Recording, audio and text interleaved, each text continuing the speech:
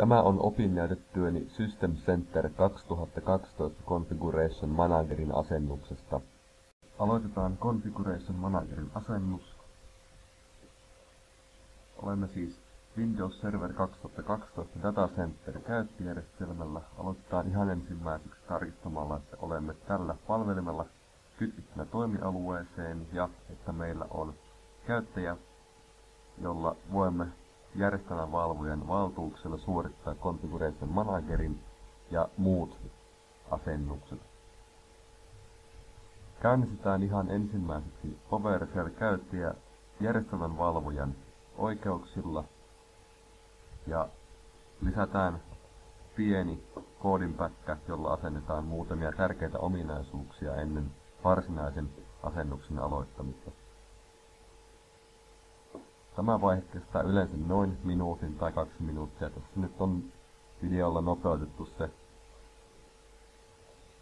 Lopuksi vielä ohjelma kehottaa sallimaan automaattisesti Windows-updatet, mutta se ei ole tässä vaiheessa pakollista, joten siirrytään eteenpäin lataamaan toinen ominaisuustyökalu.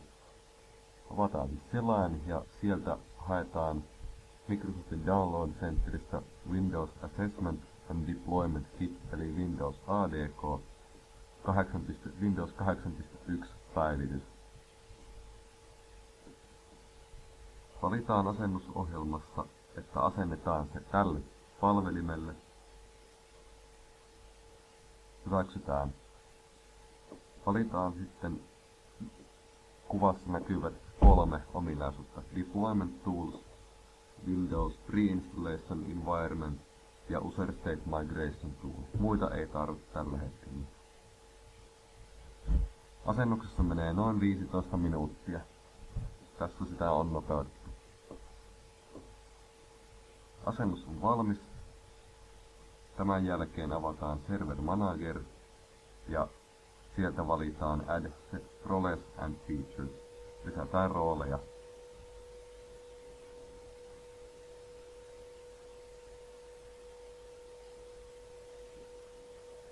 Roolivalikossa etsitään Windows Service Updater Services VSUS rooli ja lisätään ominaisuudet.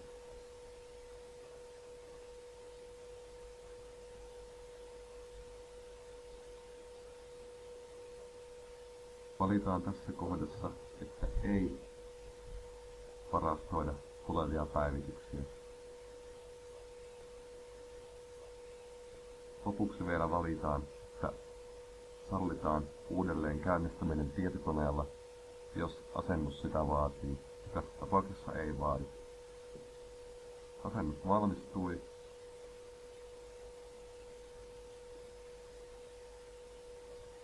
Avataan tämän jälkeen komentorivi ja tehdään pieni komento, jolla vasta asennettu toiminto rekisteröidään.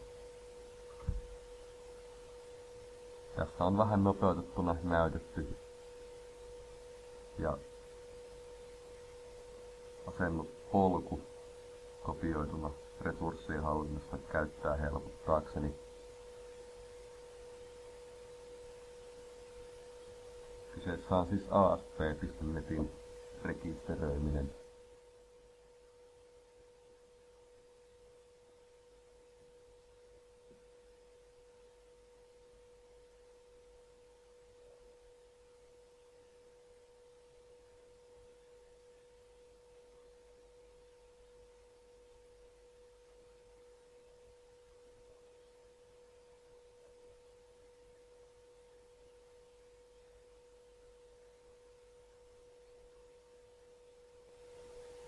Tämä on siis Windowsin frameworkiin liittyvä ominaisuus.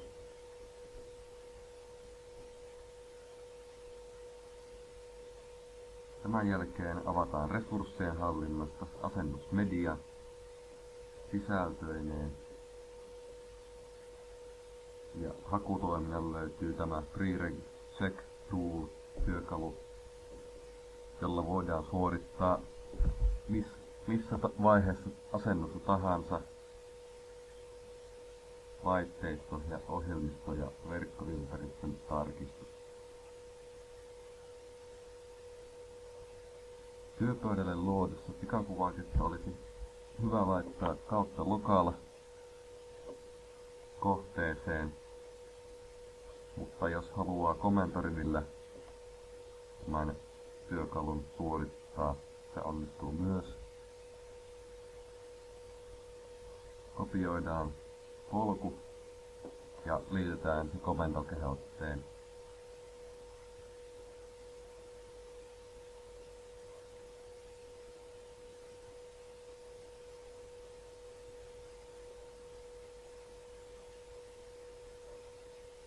Kirjoitetaan freereg chk.exe kautta local, jolloin ajetaan täysi tarkistus. Myös työpöydällä oleva pikakuva toimii samalla tavalla, että on vain esiteltynä 2 eri vaihtoehtoa asennustarkistusohjelman ajamiselle. Kuvassa näkyy nopeasti tarkistusohjelman toiminta, mutta koska se tarkistus tulee vielä myöhemmin, niin ei suorita sitä vielä. Käynnistetään varsinainen Configuration Managerin asennusohjelma /hta-tiedostoa avaamalla. Valitaan Install. Vielä ennen asennusta asennusohjelma antaa pienissä vaiheissa kertoo, että mitä olisi hyvä tarkistaa, mutta nämä ovat aika perusjuttuja. Tämä on tärkeä kohta. Tässä valitaan, miten tuleva hierarkia asennetaan, koska kyseessä on uusi hierarkia. Marskidatalla valitaan primary site, eli asennetaan ensimmäinen ensisijainen alue.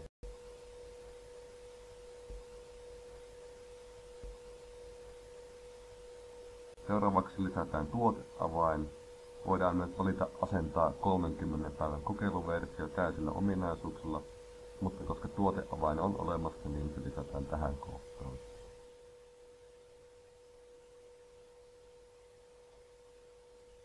Hyväksytään vielä lisenssi.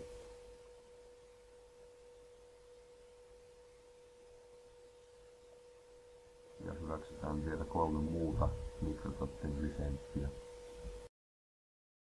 Tässä vaiheessa valitaan, minne Configuration Manager lataa muutamia vielä ylimääräisiä tiedostoja. Nämä tiedostot ladataan Microsoftin palvelimelta, siis internetistä. Tässä tarvitsee vain määrittää, minne ne ladataan, jotta Configuration Manager osaa ne sieltä ladata ja asentaa sitten myöhemmissä vaiheissa. Tässä näkyy se latausvaihe. Seuraavaksi valitaan kieli, jolla Configuration Manager toimii. Tärkeä kohta, valitaan site code ja site name, eli millä nimillä hallitaan tätä ensimmäistä siteä, joka luodaan. Tässä tapauksessa MD1 on site code 3-kirjaiminen koodi, jolla tunnistetaan tämä alue, ja site name on pidempi merkistö, joka on helppo muistaa. Markkidata tässä tapauksessa ja valitaan, että asennetaan myös hallintakonsoli. Tässä valitaan, että ei liitetä sitä olemassa olevaan hierarkiaan, vaan ollaan luomassa uutta, eli install as standalone site.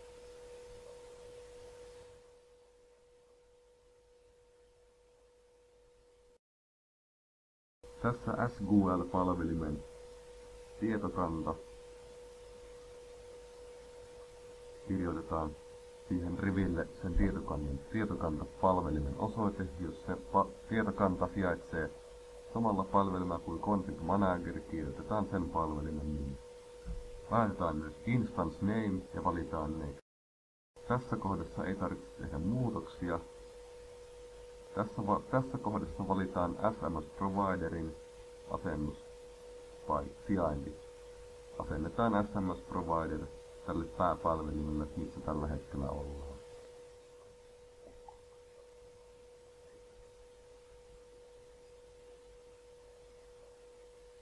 Tässä vielä sen vaiheen voi skipata, ja tässä vaiheessa vielä valitaan, asennetaanko Management Point ja Distribution Point. Management Point asennetaan tälle pääpalvelimelle, missä ollaan, ja Distribution Point konfiguroidaan myöhemmin toiselle palvelimelle. Vielä valitaan, liitetäänkö käyttäjä kehitysohjelmaan. Voi olla hyödyllinen joissain tapauksissa, mutta ei ehkä tässä. Ja lopuksi vielä summataan asennuksen ominaisuudet. Kaikki näyttää hyvältä. Vielä on mahdollisuus palata takaisin, jos on tarve korjata jotain näistä kohdista.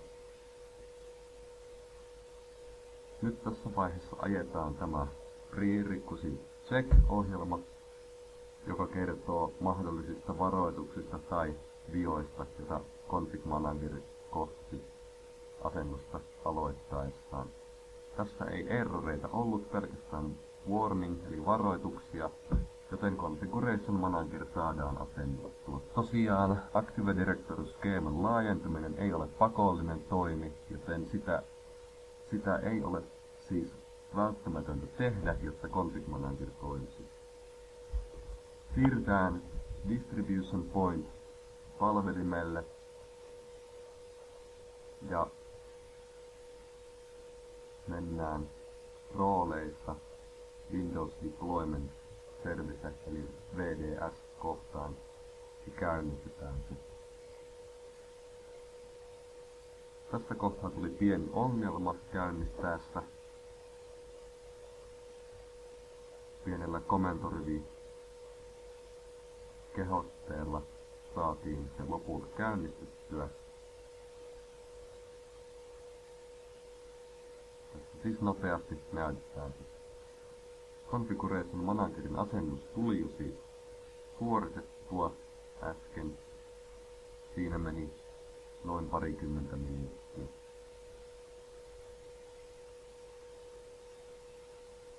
Tuossa näkyy siis tuo komento, jolla lopulta saatiin tuo VDS. Avataan Configuration Managerin hallintokonsoli.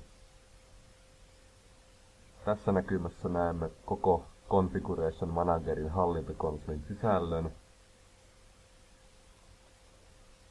Täällä voimme hallita käyttäjiä, laitteistoja ja jaettavia ohjelmistoja. Valitaan ensin alapainikkeesta Administration, täältä Hierarchy Configuration ja siitä vielä Boundary Groups. Luodaan hierarkialle ensimmäinen Boundary Group. Nimeksi laitetaan Marski Data Oy ja kuvaukseksi Marski Data Oy Boundary Group. Tätä Boundary Groupia ei käytetä Site Assignmentiin, koska hallittavia työasemia ei varsinaisesti vielä ole.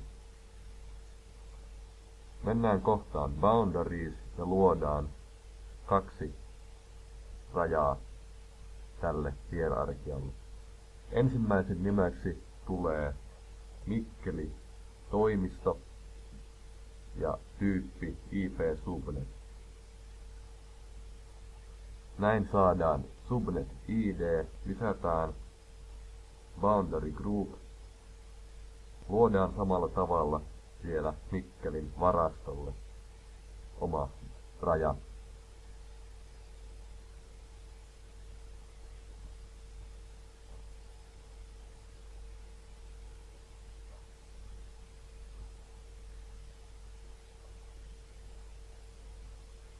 Mennään kohtaan Overview ja valitaan Distribution Point.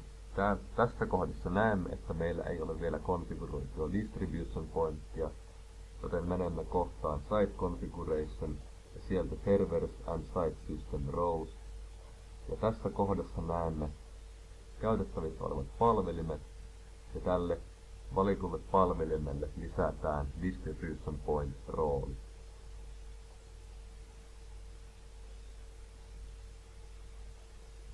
Ensimmäisessä valikossa mennään oletusasetuksella eteenpäin. Myöskään Proxy-valikossa ei tarvitse tehdä muutoksia. Specify Role-valikossa valitaan Distribution Point-rooli.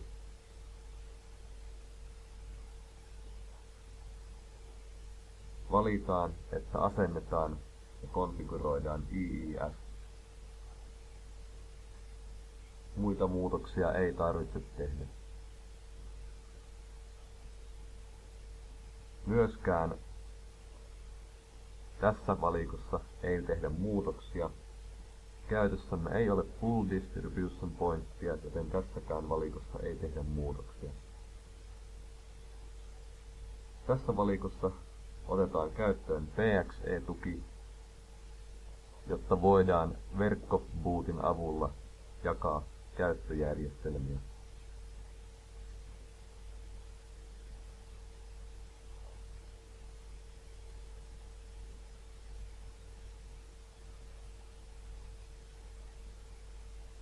On tärkeää myös sallia tuntemattomien tietokoneiden tuki, jotta mikä tahansa tietokone saa yhteyden Distribution Pointille jakelua tehtäessä. Valitaan, että ei vaadita salasanaa, kun käytetään PXE-bootia.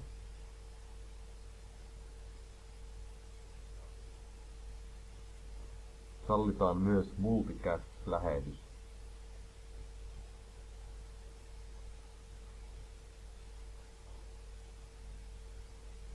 Valitaan multicast-accountiksi käyttämämme järjestelmän valvojan tili.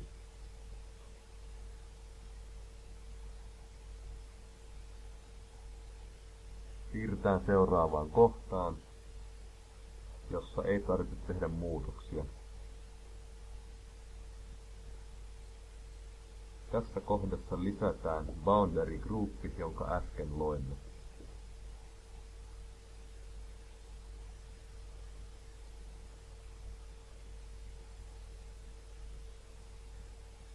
Vielä summataan asennuksen toiminnot ja asennus on valmis.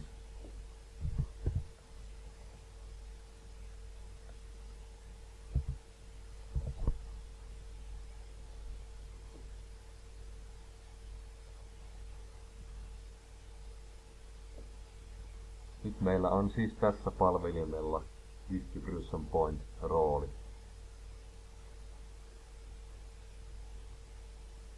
Ja täältä Distribution Point-kohdasta näemme, että se on käytössä.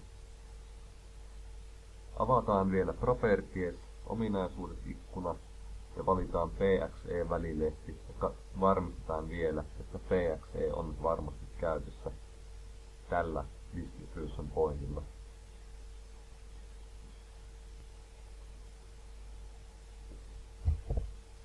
Mennään kohtaan Site Configuration ja valitaan Sites. Tässä näkyy meidän MD1 markkidata-alueemme.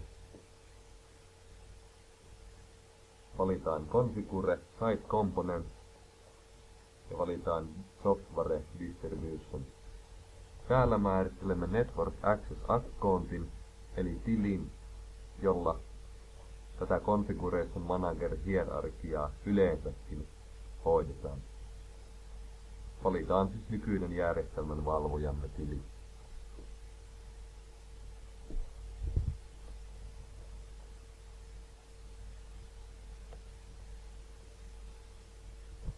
Mennään kohtaan Software Library ja valitaan Boot Image. Tässä näemme jo valmiina 2 Boot Imagea. Valitaan tästä Distribute Content, eli lähetetään tämä Boot Image meidän Distribution Pointillemme.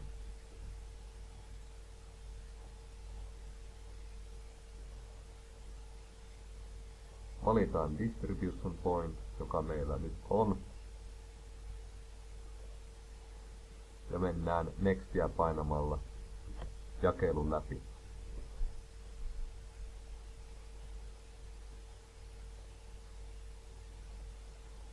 Tehdään sama myös x86 boot imagelle samaan tapaan kuin äsken. Distribution Point palvelimelle näyttääkseni luomani hakemistorakenteen, johon Distribution Pointin varastoimat levykuvat tallennetaan. Hakemiston on malliesimerkki ja siitä saa poiketa, mutta itse havaitsin tämän toimivaksi ja helpoksi tehdä. Aikaisemmin loin siis levyosion tälle OSD-nimiselle kansiohakemistolle.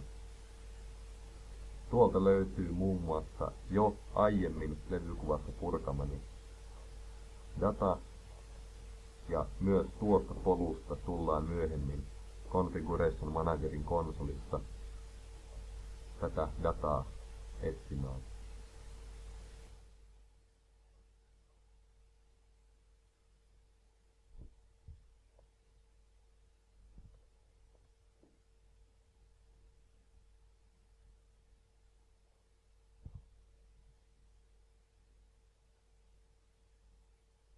Jaetaan vielä julkisesti tämä kansio, jotta päästään siihen myöhemmin käsiksi. Valitaan Operating System Images ja lisätään uusi Operating System Image. Tämä löytyy äsken etsimästämme polusta ja sieltä etsitään Install System Vim. Siirrytään Nextillä seuraavaan kohtaan, jossa määritellään tässä Configuration Managerin hallintokonsolissa näkyviä nimiä tälle Operating System Imagelle.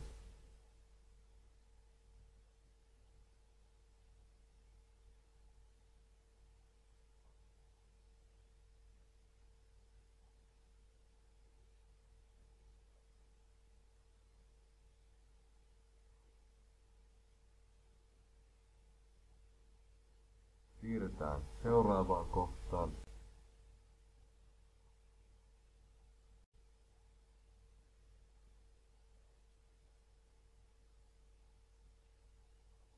Valitaan oikealla hiiren napilla Distribute Content, jolloin lähetetään tämä image meidän Distribution Point-palvelimelle. Valitaan Distribution Point siis tästäkin pelikosta.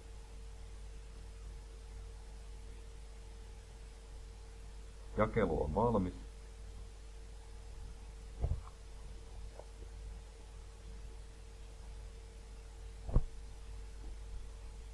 Task Sequence ikkunassa valitaan Create Task Sequence ja valitaan Install an Existing Image Package. Annetaan nimi uudelle tehtävälle, tässä tapauksessa Deploy Windows 7 Pro. Ja merkitään myös kuvaus tälle. Valitaan Boot Imageista X64, koska kyseessä on 64-bittinen käyttöjärjestelmä, jota jaamme. Valitaan Operating System Image. Tässä tapauksessa niitä on vain yksi, valitaan se. Product keytä ei tarvitse meidän tapauksessa kirjoittaa. Liitetään myös workgroup. Tähän ei laiteta siis domainia, koska ei haluta jaettavien käyttöjärjestelmien liittämän uusia työasemia tähän domainiin. Valitaan Image Package vielä oletuksena oleva. Tässä vaiheessa State Migration ikkunassa valitaan kaikki täpät pois ja siirrytään seuraavaan. Ei asenneta päivityksiä eikä ohjelmistoja tämän käyttöjärjestelmän mukana. Siirrytään seuraavaan ja painetaan Nextia, jolloin asennus valmistuu. Suljetaan ikkuna. Valitaan uusi Task Sequence ja Edit. Valitaan General ja Set Task Sequence variable. Luodaan uusi variable nimellä Assign C to boot drive variablen nimeksi OSD preserve drive letter ja arvoksi false. Näin uusi tietokone saa käyttöjärjestelmänsä C-osiolle.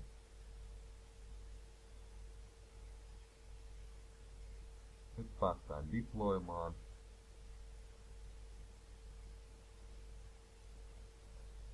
Lähetetään siis tämä task sequence myös distribution pointille.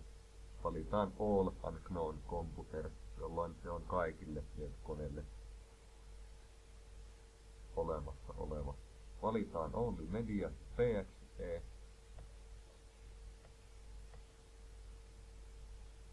User experience kohdasta siirrytään eteenpäin, myös siitä eteenpäin Nextillä loppuun asti, kunnes tämä on valmis.